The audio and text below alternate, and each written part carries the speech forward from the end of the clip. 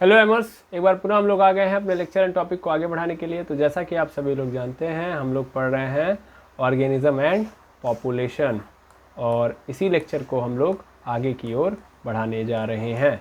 ठीक है, तो चलिए स्टार्ट करते हैं। बिल्कुल भी ना घबराइएगा कि ये क्लास जो है वो किस पे हो रही है, टैबलेट पे हो रही है, तो इससे टेंशन बिल्कुल ना लें। ठीक है ना, मैं आपको ऐसा बिल्कुल अच्छे तरीके से समझा के दूंगा कि आपको दिक्कत ना होगी। तो हम एक्चुअल में पिछले क्लास में एक्चुअल में बात कर रहे थे किस पे, अबायोटिक फैक्टर के बारे में। हम लोग बात कर रहे थे अबायोटिक फैक्टर।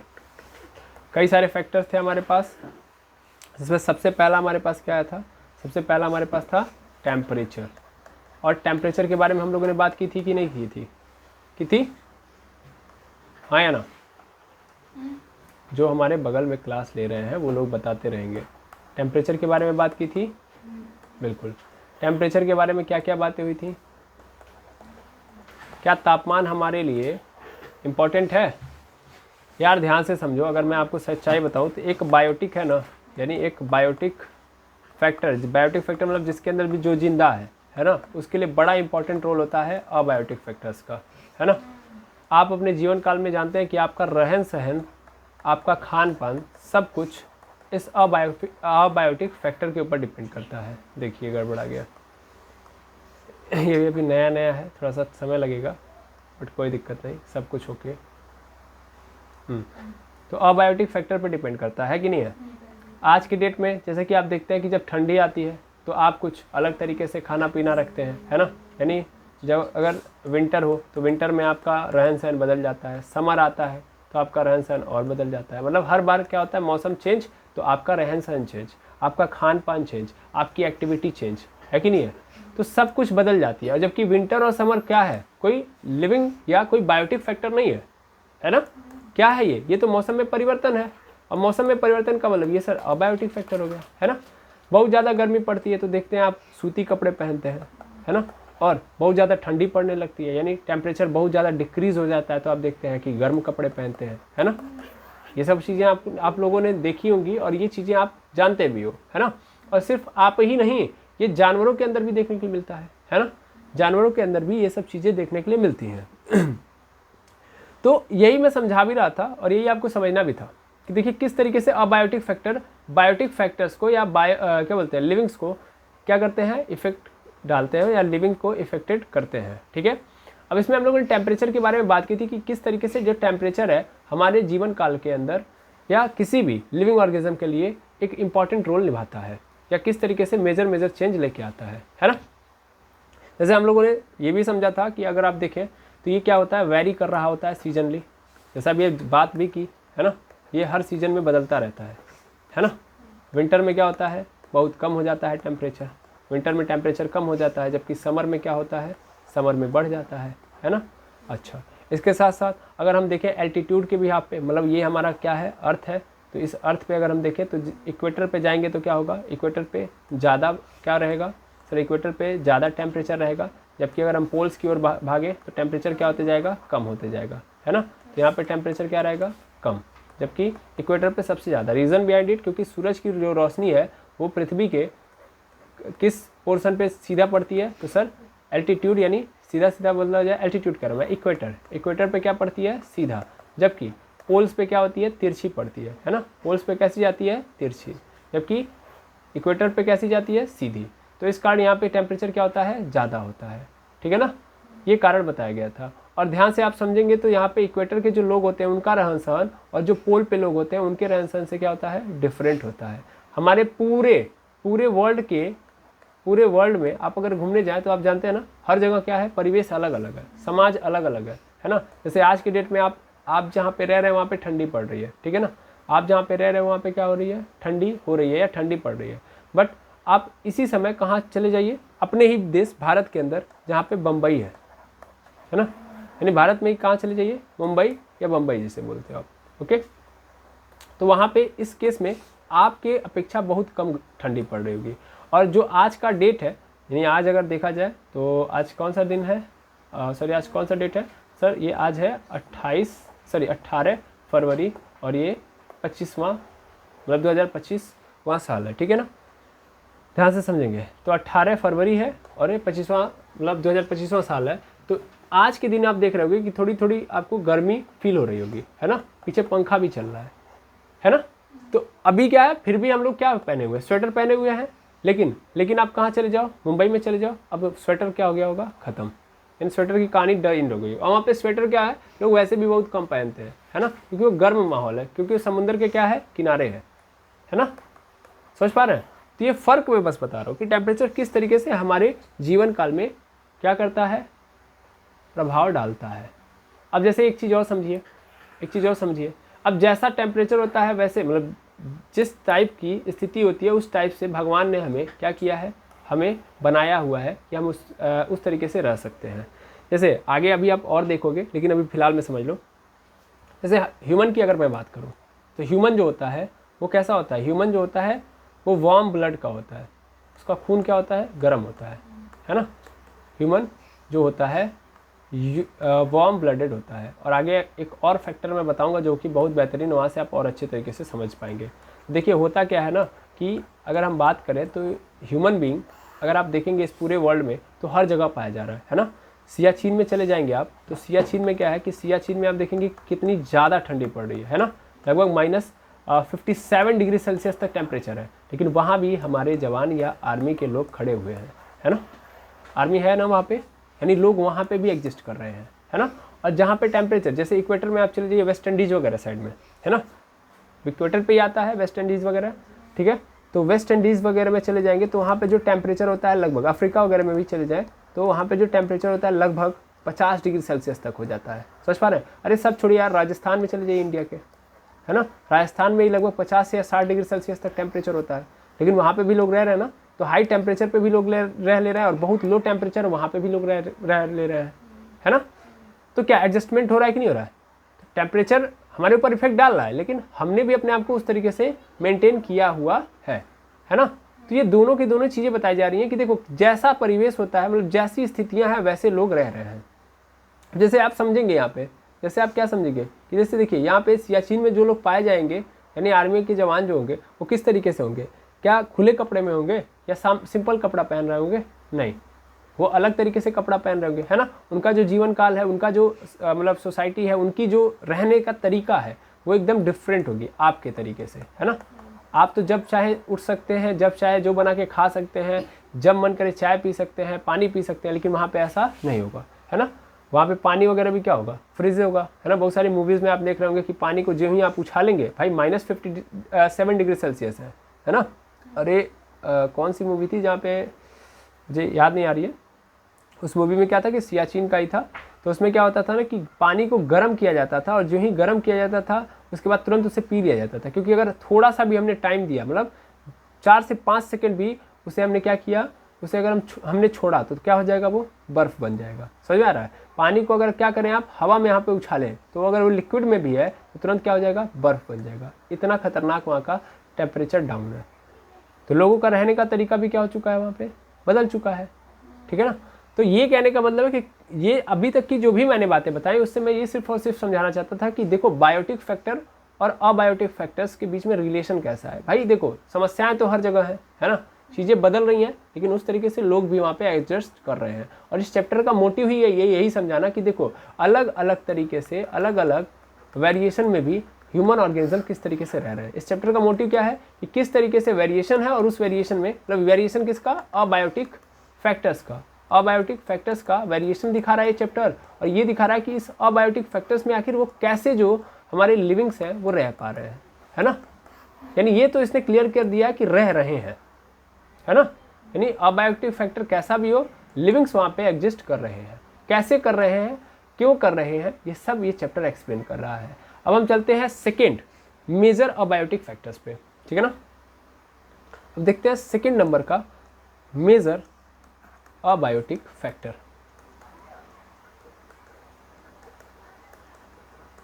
ठीक, अब देखा जाए, चलिए।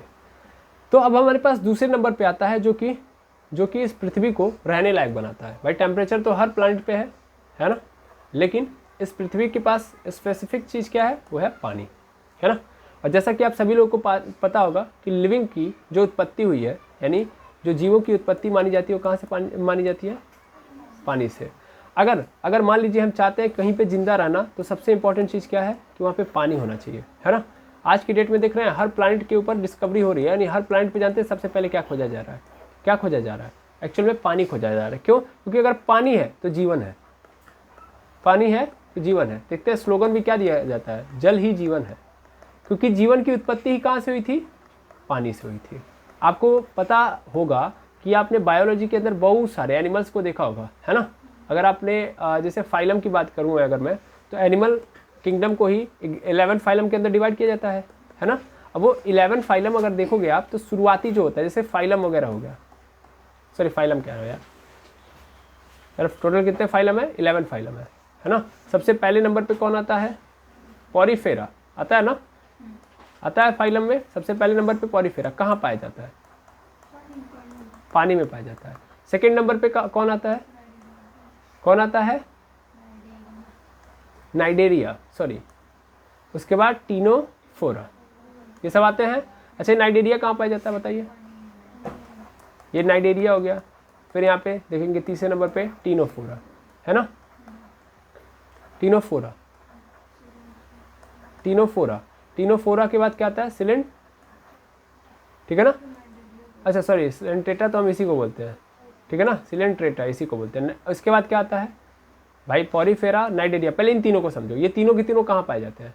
पानी में पाए जाते हैं, वाटर में पाए जाते हैं। और मैक्सिमम आप यहाँ से आते जाओगे और हम किस में आते हैं बताओ? हम कौन है?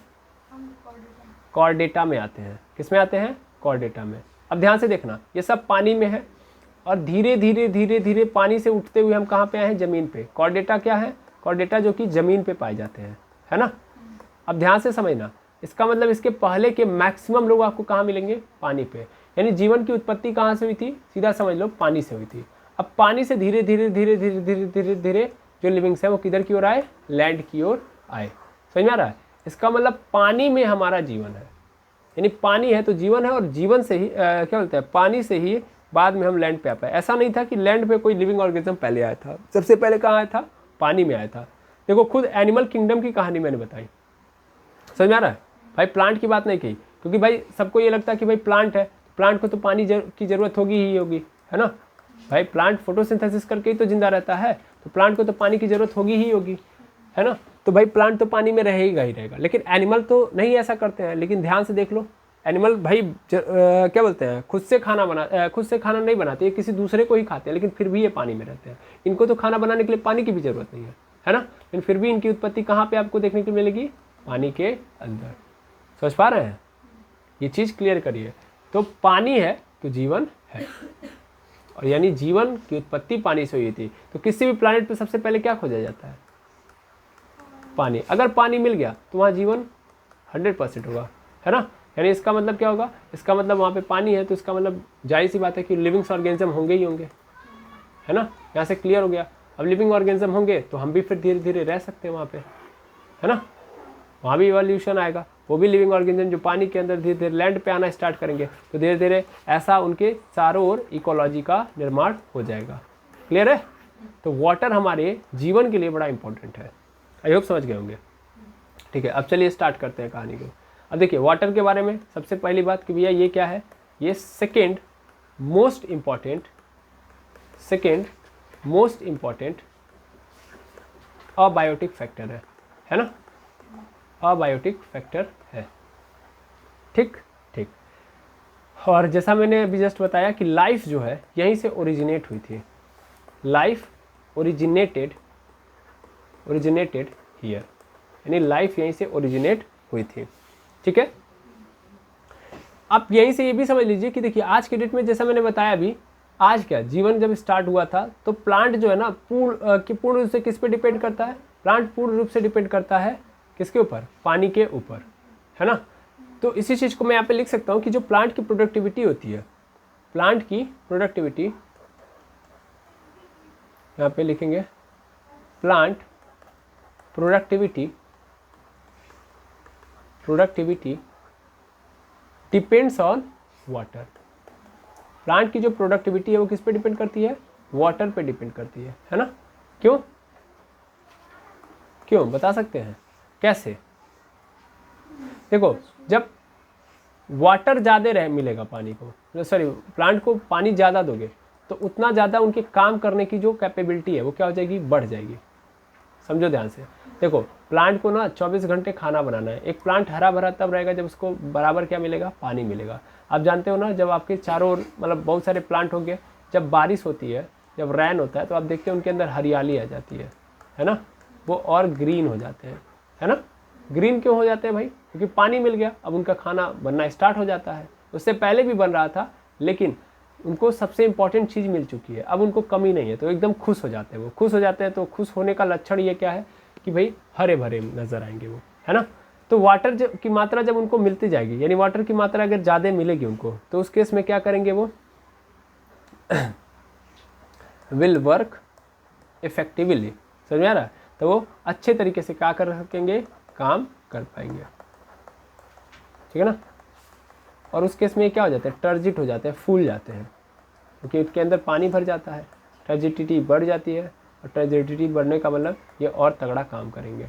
ठीक है, इतनी बात समझ में आ गई, हाँ या ना। बिल्कुल। अब ध्यान दीजिएगा, ऐसे तो आप सब लोगों को पता है कि हम केवल उन्हीं एनिमल्स को देखते हैं जो कि कहाँ है, धरती पे है, लेकिन बहुत सारे एनिमल्स या एक अलग से देखेंगे तो एक अलग जीवन एक अलग दुनिया कहाँ पे है, पानी के अंदर भी है ना। आपको पता होगा एक्वाटिक एनिमल भी है ना। और एक्वाटिक एनिमल थोड़े बहुत नहीं है, ये भी अपने आप में बहुत ज़्यादा मात्रा में है ना। इन जैसे एक दुनिया हम ज़मीन पे जीते हैं, तो वैसे ही एक दुनिया क्या है, पानी के अंदर भी है, और वो है एक्वाटिक एनिमल्स की। ऐसे एनिमल जो कहाँ पे जीवित रहते हैं, पानी के अंदर। अब ये एक्वाटिक एनिमल जो होते हैं उनके लिए इम्पॉर्टेंट ये होता है कि पानी की क्वालिटी कैसे, क्योंकि इनका जीवन ही क्या है, पानी है। कि इनको अगर पानी से निकाल दिया जाए तो ये मर जाएंगे, है ना।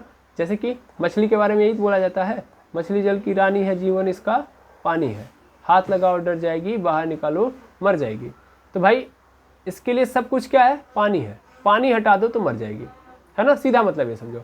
हमारे लिए क्या है कि भाई हमको अभी पानी का महत्व थोड़ा सा नहीं समझ में आता, क्योंकि हम पानी में नहीं रहते हैं भाई, हम तो ऊपर सांस लेते हैं, मतलब ज़मीन पे रहते हैं। तो लैंड पे हमको सबसे ज़्यादा जो इंपॉर्टेंट चीज़ नज़र आती है वो है ऑक्सीजन, है ना।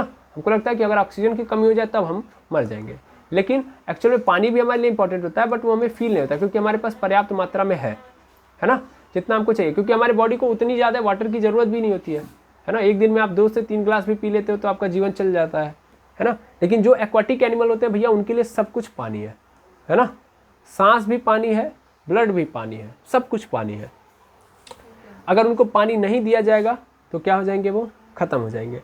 अब इंपॉर्टेंट ये है कि भाई जिनके लिए सब कुछ पानी है, तो पानी की क्वालिटी उनके लिए मैटर करेगी कि नहीं करेगी, है ना। तो ये बात ध्यान रखेंगे कि जो एक्वाटिक एनिमल होते हैं, तो यहाँ पे लिखूंगा मैं, इन एक्वाटिक एनिमल, यहाँ पे लिख दे रहा हूं मैं, इन aquatic animal, oh shit, aquatic animals,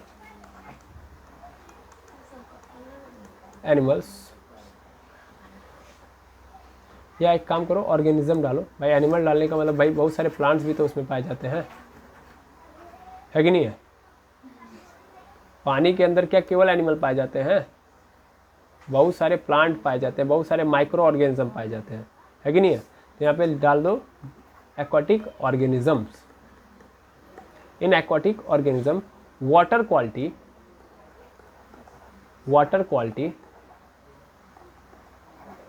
quality matters a lot. यानी उनके लिए भैया वाटर की जो क्वालिटी है वो बहुत मायने रखती है ना। वो क्या करती है, बहुत मायने रखती है। यहाँ पे मैटर्स अ लॉट, ये डाल दो, ओके। अब ध्यान से समझेंगे, मैटर्स अ लॉट मतलब क्वालिटी मतलब क्या ऐसा हो जाएगा कि भैया क्वालिटी खराब हो जाएगी, बताओ क्या ऐसा हो जाएगा कि वाटर की क्वालिटी खराब हो सकती है। तो भैया सॉल्ट मिल जाए, पानी के अंदर क्या मिल जाए, सॉल्ट, तो पानी का जो क्वालिटी है वो खराब हो जाएगा ना भाई। प्योर देखो यहाँ पे सिंपल समझो, प्योर वाटर का जो पीएच होता है कितना होता है, 7 होता है ना। अब अगर पीएच से तनिक भी इधर उधर हो रहा है तो इसका मतलब उसकी क्वालिटी क्या हो रही है, गड़बड़ हो रही है ना। अब ध्यान से समझिएगा, हमने क्या किया, हमने सॉल्ट डाला या सॉल्ट की मात्रा बढ़ाई, तो भी क्या होगा, पीएच पे इफेक्ट क्या होगा, बढ़ेगा, ठीक है ना। क्योंकि वो पानी है, पानी जाहिर सी बात है रिएक्ट कर जाएगा, रिएक्ट करके क्या कर सकता है, acidic nature and basic nature create कर सकता है पानी के अंदर, तो जिससे पानी के पीएच वैल्यू पे क्या आएगा, फर्क आएगा। ठीक है ना। तो सॉल्ट हो गया, सॉल्ट क्वालिटी बिगाड़ सकता है, पीएच वैल्यू बिगाड़ सकता है। अब बहुत सारे अलग अलग तरीके के क्या होते हैं, मिनरल्स होते हैं। क्या होते हैं, मिनरल्स, वो भी क्या कर सकते हैं, पानी की क्वालिटी को खराब कर सकते हैं। ओके, अब देखना ध्यान से, अगर मान लो सपोज कर लो कि जो पानी है उसके अंदर देखो मेनली आपको सॉल्ट ही देखना पड़ेगा, है ना। आपको पता है कि मैक्सिमम जो पानी है उसमें ज़्यादा आपको क्या मिलेगा, सॉल्टी वाटर मिलेगा। जैसे कि ओशियन के अंदर जो पानी पाया जाता है, देखते हो ना, उसमें क्या मिला होता है, उसमें एक्चुअल में सॉल्ट मिला होता है ना। और एक मेजर प्रॉब्लम है कि हम इसका यूज़ नहीं कर सकते, जबकि पानी हमारे वहाँ बहुत ज़्यादा है ना। इस पूरे अर्थ पे पानी बहुत ज़्यादा है कि नहीं है भाई। 71% वाटर है, 71%, मात्र 29% केवल और केवल क्या है, लैंड है। इस बात को समझो। लेकिन फिर भी हमारे वहाँ पानी की कमी है, इस अर्थ पे पानी की कमी है। तो कारण क्या है, इसका कारण है सर कि मैक्सिमम वाटर जो है, मैक्सिमम वाटर क्या है, मैक्सिमम वाटर सॉल्टी है ना। मैक्सिमम वाटर सॉल्टी है, लगभग 97%, ऐसा माना जाता है कि 97% वाटर जो है, वाटर क्या है, सॉल्टी है। समझ पा रहे हो, यानी इसमें नमक मिला हुआ है, और जो हम लोगों के लिए कोई मतलब नहीं रखता, है ना। क्योंकि हम जो पानी पीते हैं वो प्योर होना चाहिए, उसमें कुछ मिला उला नहीं होना चाहिए, है ना, नहीं तो दिक्कत हो जाएगी। अब हम नमक वाला पानी पियेंगे तो जाहिर सी बात, आप देखते हैं नमक बहुत ज़्यादा खाने से ब्लड प्रेशर बढ़ जाता है, तो खाने के अंदर बहुत ज़्यादा नमक नहीं यूज करने के लिए कहा जाता है, डॉक्टर हमको तुरंत मना कर देता है। तो अब सीधा सीधा नमक में पीने लगेंगे तो क्या होगा, है ना, दिक्कत होगी ना। तो ये बात ध्यान रखेंगे। अब देखिए, जो हम पानी पीते हैं तो ऐसा नहीं कि एकदम प्योर पीते हैं, है ना, उसमें भी थोड़ा बहुत पाया जाता है, लेकिन बहुत कम सॉल्ट पाया जाता है। कितना, बहुत कम, लगभग क्या होता है, लगभग 5 ppt से कम होता है। ठीक है ना, 5 ppt से क्या होता है, कम होता है। किसके अंदर, जो हम पानी पीते हैं, यानी इन लैंड वाटर, जो पानी कहाँ पे है, लैंड पे है, तो उसमें क्या होता है, 5 ppt से कम क्या होता है, सॉल्ट होता है। ठीक है ना, पार्ट्स पर पार्टिकल। ठीक है ना। अब ध्यान से देखेंगे, इसके अलावा अगर हम बात करें जो समुद्रों का पानी होता है उसमें कितना होता है, तो उसमें 30 से 35 ppt पाया जाता है। समझ पा रहे हैं, 30 से 35 किसके अंदर, समुद्र के अंदर जो होता है। ठीक है ना, इसे हम क्या बोलते हैं, सलाइन वाटर बोलते हैं। क्या बोलते हैं, सलाइन वाटर, सलाइन वाटर। जबकि अगर हम बात करें तो जो आपने कभी सुना होगा लैगून, है ना, लैगून में जो सबसे ज़्यादा लगभग 100 ppt से भी ज़्यादा क्या पाया जाता है, सॉल्ट पाया जाता है। 100 ppt से ज़्यादा पाया जाता है। इसे हम क्या बोलते हैं, हाइपर सलाइन। क्या बोलते हैं, हाइपर सलाइन।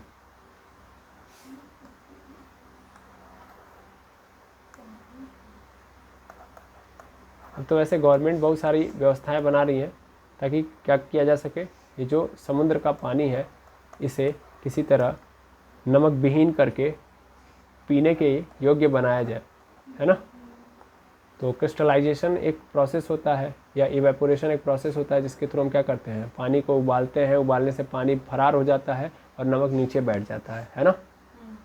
तो इस तरीके से हम लोग क्या करते हैं, किसी तरह पानी को प्योर बनाते हैं। तो ये बात याद रखेंगे कि जो हम पानी पीते हैं उसमें मात्र 5 ppt, मतलब या 5 ppt से कम होता है। ठीक है ना, जो सी या सलाइन वाटर होता है उसके अंदर 30 से 35 ppt पाया जाता है सॉल्ट। ठीक है, जबकि हाइपर सलाइन यानी जो लैगून वगैरह होते हैं तो उसके अंदर लगभग 100 ppt से ज़्यादा ही क्या पाया जाता है, सॉल्ट पाया जाता है। क्लियर है। चलिए अब आगे की कहानी को समझा जाए। बिल्कुल, तो जैसे आप लोगों ने सुना होगा, समझा होगा, किसमें समझा होगा, सुना होगा, एक था यूरी थर्मल, और दूसरा क्या था, स्टेनोथर्मल था ना। अब स्टेनोथर्मल और यूरी थर्मल में क्या था बता सकते हैं। यूरी थर्मल मतलब भैया जो खतरनाक टेम्परेचर में भी क्या हो, जिंदा रह जाए, है ना। और जो थोड़ा सा भी टेम्परेचर चेंज हुआ तो टाइम बोल जाए, तो उन्हें हम क्या बोलते हैं, स्टेनोथर्मल। समझ में आ रहा है, यानी इसमें थोड़ा सा भी चेंज हुआ, स्लाइटली चेंज, तो गेम ओवर, यानी टेम्परेचर में अगर थोड़ा सा भी चेंज आया तो ये जी नहीं पाएंगे, समझ पा रहे हैं।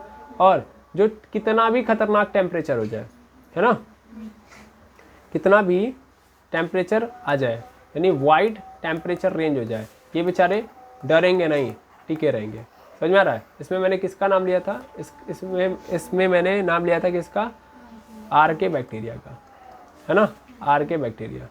भाई ये बड़ा खतरनाक बंदा है ना, बंदा नहीं एक्चुअली तो बैक्टीरिया ही है, लेकिन क्या बताएं इसके काम ऐसे हैं कि आप इसे एक व्यक्ति से कंपेयर कर सकते हैं, ठीक है ना। तो आर्के बैक्टीरिया, लेकिन इसके साथ साथ इसको और भी नोट कर लीजिएगा, कौन, जो सियाचिन में जो आर्मी रहती है हमारी, समझ पा रहे हैं, ये भी क्या है, यूरीथर्मल है। रीज़न देखते हो, -57 डिग्री सेल्सियस पे जिंदा रह रही है, और फिर वो राजस्थान से अगर बिलोंग किया तो 50 डिग्री सेल्सियस के भी टेम्परेचर पे आके जीवित रह जाएगा, है कि नहीं है।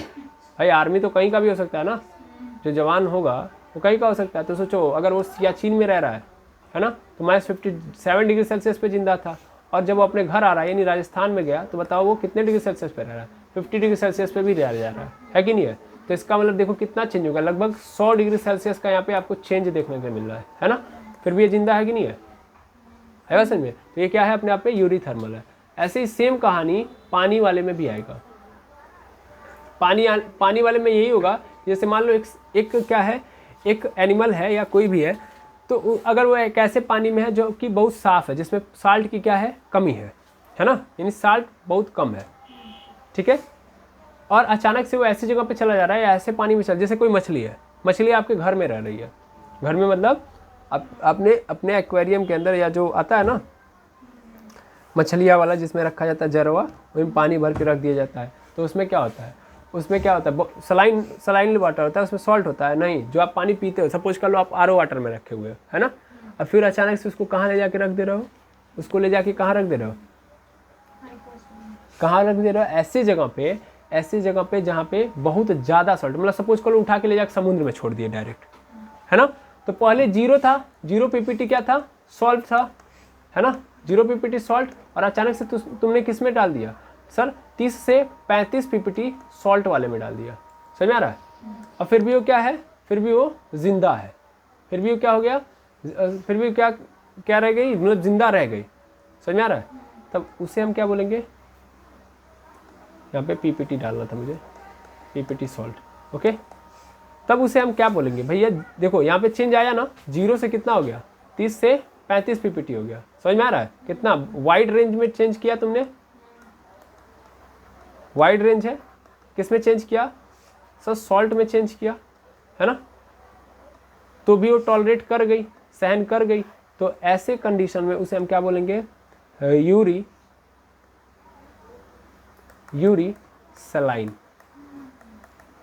ठीक है ना, यूरी सलाइन, क्लियर है, क्या बोला जाएगा, यूरी सलाइन। अच्छा एक्चुअल में यूरी सलाइन नहीं, हेलाइन होता है, गलत मैं बोल रहा हूँ, सलाइन नहीं,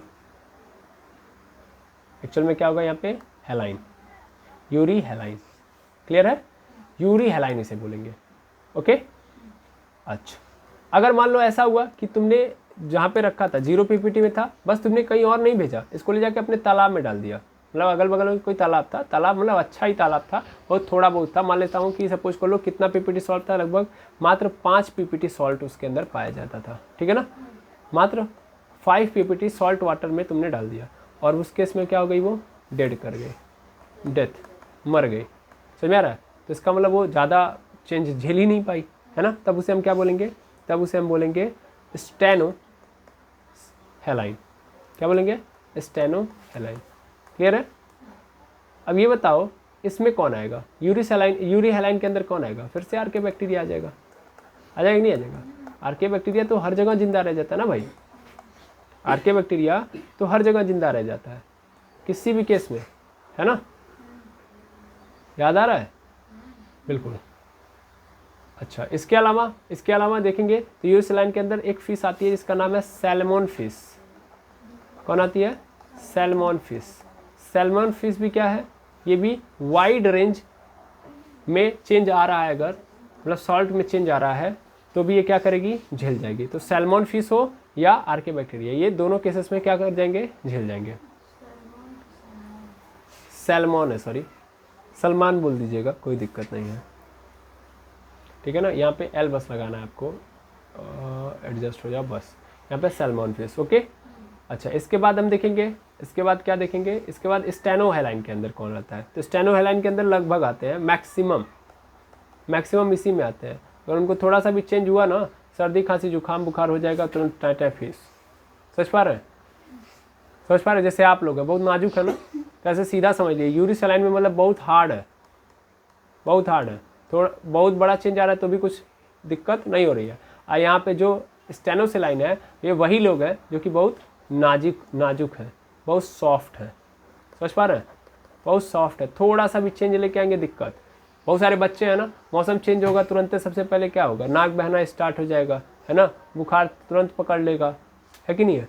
तो क्या है, बहुत नाजुक है। तो जो नाजुक वाले हैं उन्हीं को हम बोल रहे हैं स्टेनो हेलाइन, और उन्हीं को हम स्टेनोथर्मल भी बोलेंगे, है ना। और जो बहुत हार्ड है, हार्ड मतलब भैया वज्र पड़ जा रहा है तब उनको कोनो फर्क नहीं पड़ रहा है। अचानक से क्या हो रहा है, अचानक से एकदम बर्फ़ गिरने लग रहा है, बिहान भर क्या हो रहा है, एकदम कड़ी धूप हो रही है, तो भी उनको कोई दिक्कत नहीं हो रही है, तो उनको हम क्या बोलेंगे, यूरी हेलाइन बोलेंगे, ओके। या उन्हीं को हम यूरी थर्मल भी बोलेंगे। आई होप क्लियर हो गया होगा। यूरी हेलाइन मतलब पानी से लेना देना है, और थर्मल जब बोल रहा हूँ तो मैं टेम्परेचर से लेना देना है, ठीक है ना। यानी ऐसा मैंने बोला कि मान लो अगर उनको क्या पिलाया जा रहा है, एकदम समुद्र का पानी पिला दिया गया है ना, जाकर समुद्र में पानी पी के आ जाए हैं, अब बिहान भर आरओ वाटर पी रहे हैं, तो भी उनके बॉडी के अंदर कोई चेंज नहीं आया, तो उन्हें हम यूरी हेलाइन बोलेंगे, ठीक है। ठीक, इतना आप क्लियर रखेंगे। अब सलाइन तक पहुंच गए हैं तो कुछ एक बात और कर लेते हैं। कुछ प्रॉब्लम आती हैं जिसे हम बोलते हैं ऑस्मेटिक प्रॉब्लम। ऑस्मोटिक प्रॉब्लम, अब क्या है ये प्रॉब्लम। जैसे अभी हम फटाफट क्या कर रहे हैं, क्या हम करते हैं, जैसे अभी हमने क्या बोला, हाँ थोड़ा सा उसको क्लियर कर देते हैं, ध्यान देंगे यहाँ पे, ध्यान दें। ऑस्मोटिक प्रॉब्लम में क्या प्रॉब्लम है। प्रॉब्लम जैसे कि मान लो मैंने क्या किया, मैंने एक ऑर्गेनिज्म को, है ना, ध्यान से समझिएगा, ये पानी है, ये कैसा पानी है, ध्यान दीजिएगा, ये एक्चुअल में मराइन वाटर है या सलाइन वाटर है। सलाइन वाटर मतलब समझते हैं, बिल्कुल, जिसके अंदर साल्ट भर भर के मिला हुआ है ना, तो सॉल्ट भर भर के मिला हुआ है। अब ध्यान से समझना, इसमें मैंने एक ऐसे ऑर्गेनिज्म को डाल दिया जो कि बेचारा कहाँ से आया है, जो आया है साफ सुथरे जगह से, आरओ वाटर वाले में से आया है, ठीक है। तो ये क्या है, फ्रेश है, ठीक है ना, बस इतना लिखूंगा, फ्रेश ऑर्गेनिज्म, ये ऑर्गेनिज्म है। अच्छा, जब ये आएगा सलाइन वाटर के अंदर, ठीक है ना, तो होगा क्या, थोड़ा ध्यान देना। सलाइन वाटर में होगा क्या कि सॉल्ट का कॉन्सेंट्रेशन ज़्यादा होगा। क्या होगा, सॉल्ट का कॉन्सेंट्रेशन ज़्यादा होगा, समझना ध्यान से। यहाँ पे सॉल्ट का कॉन्सेंट्रेशन ज़्यादा होगा, है ना, और वाटर क्या होगा, कम, मतलब पानी कम होगा, सॉल्ट ज़्यादा होगा। समझ पा रहे हैं, बिल्कुल। और इसके अंदर क्या होगा, इसके अंदर सॉल्ट का कॉन्सेंट्रेशन कम होगा लेकिन वाटर क्या होगा, ज़्यादा। यस और नो, इसके अंदर वाटर का कॉन्सेंट्रेशन ज़्यादा फ्रेश ऑर्गेनिज्म के अंदर, जबकि इसके अंदर क्या होगा, इसके अंदर सॉल्ट का कॉन्सेंट्रेशन ज़्यादा जबकि पानी का कॉन्सेंट्रेशन कम। तो क्या होगा, तो ये होगा कि भैया ये जो पानी है, जाहिर सी बात है हाई कॉन्सेंट्रेशन से किधर की ओर भागता है, लो कॉन्सेंट्रेशन की ओर भागेगा। तो इस केस में इस फ्रेश ऑर्गेनिज्म के अंदर जितना पानी है वो फरार हो जाएगा, और पानी का इस तरीके से मतलब हाई कॉन्सेंट्रेशन से लो की ओर भागना ही ऑस्मोसिस कहलाता है ना। वाटर का कहाँ से कहाँ की ओर भागना, वाटर का हाई कॉन्सेंट्रेशन से, हाई से लो की ओर भागना क्या है सर, यही है ऑस्मोसिस। क्या है, ऑस्मोसिस। ये ऑस्मोसिस प्रॉब्लम है, सॉरी ऑस्मोसिस प्रोसेस है, ठीक है। इसको थोड़ा साफ साफ लिख दे, वैसे साफ कुछ भी नहीं है, इन सब कुछ साफ है,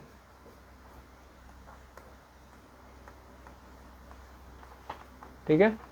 तो ऑस्मोसिस, इसी प्रोसेस को क्या बोलते हैं हम लोग, ऑस्मोसिस। क्लियर है। अब ऐसा ही प्रॉब्लम ऐसे भी देख सकते हैं आप कि ठीक है चलिए, इसमें क्या किया मैंने, फ्रेश ऑर्गेनिज्म को कहाँ डाला, सलाइन वाटर के अंदर। ऐसा भी तो हो सकता है कि मान लीजिए मेरे पास कैसा ऑर्गेनिज्म है, मेरे पास ऑर्गेनिज्म कैसा है, मैराइन, यानी समुद्र से मैं लेके आ रहा हूँ उसको, और कहाँ डाल दिया मैंने, समुद्र में रहने वाला ऑर्गेनिज्म है और उसको मैंने कहाँ डाल दिया, फ्रेश वाटर के अंदर डाल दिया।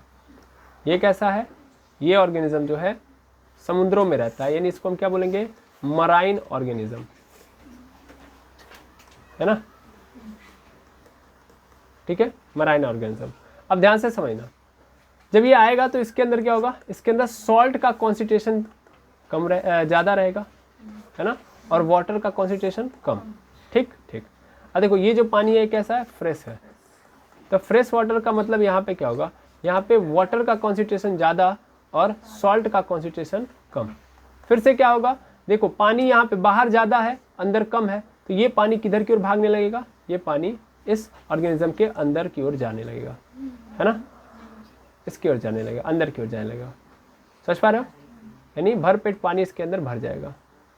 समझ पा रहे हो। अब दोनों को बड़े अच्छे से डील करना है। यहाँ भी एक प्रॉब्लम आई। अब प्रॉब्लम क्या आई कि ये जो ऑर्गेनिज्म है वो बेचारा क्या हो जाएगा, फूल जाएगा। फूल जाएगा कि नहीं फूल जाएगा, स्वेल हो जाएगा।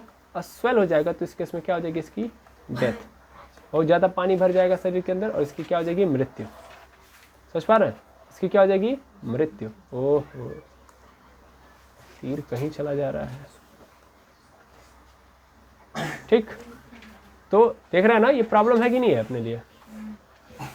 अच्छा, यहाँ पे भी क्या हुआ, यहाँ पे देखो, यहाँ पे बेचारे के अंदर क्या होगा, यहाँ से सब पानी इसके अंदर से निकल जाएगा। और जब बहुत ज़्यादा पानी निकल जाएगा तो लाइसिस हो जाएगा, है ना, पानी की कमी हो जाएगी, वाटर लाइसिस हो जाएगा और पानी की कमी हो जाएगी, तो भी इसकी क्या हो जाएगी, डेथ। देखते हैं ना, बहुत ज़्यादा पानी अगर शरीर से निकल जाएगा तो भी क्या हो जाएगी, डेथ हो जाएगी। क्लियर। तो ये जो प्रॉब्लम है इसे हम क्या बोलते हैं, ऑस्मोटिक प्रॉब्लम बोलते हैं, है ना। ऑस्मोसिस के कारण प्रॉब्लम हुई कि नहीं हुई, दोनों केसेस क्लियर हैं, बिल्कुल। तो ये सब चीज़ें हमें दिक्कत देती हैं, है ना। आई होप आप आज की क्लास को बड़े अच्छे ढंग से समझ पाए होंगे, ठीक है। इसी उम्मीद के साथ आज के लेक्चर को यहीं पे मैं क्या करूँगा, एंड करूँगा। मिलूँगा नेक्स्ट लेक्चर में, तब तक के लिए इतना ही। Thank you very much एमर्स।